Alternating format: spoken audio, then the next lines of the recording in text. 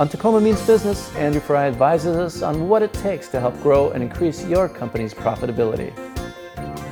I love talking about entrepreneurship, and in the course of my day, I'm constantly helping out others who are looking to start their companies. And I sit on a multitude of advisory boards or as an advisor for a number of startup companies. And although I do love to give my tips with the idea of here's 3 ways or here's 5 ways, I'm going to start with one way.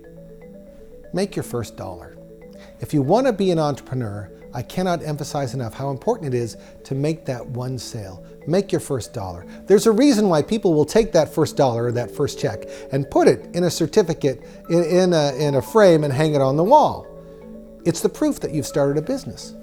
And although I say make that first dollar, I have seen a number of examples where that first dollar is what stopped a company from launching.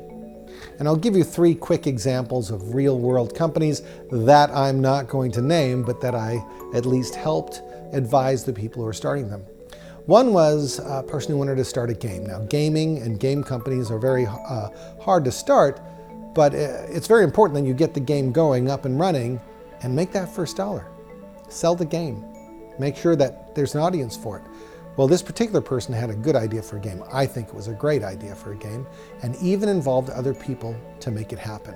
Where he wasn't a great graphic artist, he got graphic folks to actually design and implement what we'll call them the villains of the game, the monsters as they were.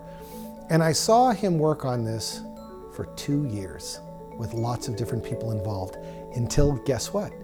There was a game. It existed and it was playable. And then he decided not to sell it. He decided that after all of that experience that he'd gotten, he was going to take a job as a software developer, which is fantastic. And he made a lot of money. But that wasn't a company, and it wasn't a gaming company. It was a hobby that came to fruition in a game, but it wasn't a business, because it's not a business till you make that first dollar. Now, the second one was an interesting company that worked on a mobile application, and they actually did have customers in that they were giving away the mobile app to begin with. And a lot of people were downloading and using it until it came time that they actually had to decide what the feature set would be that would make it a viable product out in industry. And they made that decision. And they came forward and they found a customer. And then they decided not to go forward with the company. They had done everything except launch it with payment, that first dollar. They have their own reasons for not starting or starting, but that's when you become a company.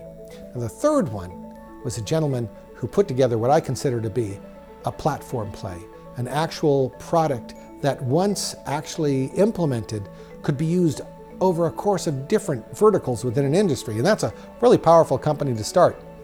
And you know what he did? After 2 years, he got a contract.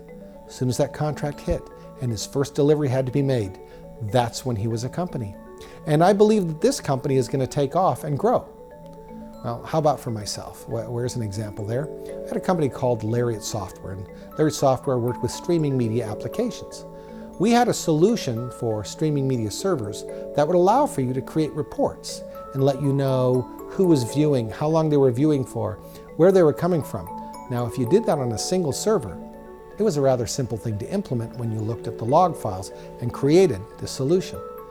Was there a business behind it? No, there wasn't enough customers for there to be a business.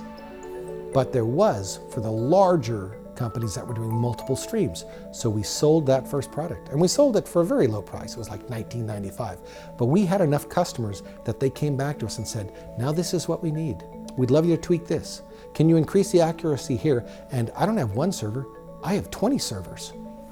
It was through that feedback that we were able to then implement a product to a different category of customer at a much higher price.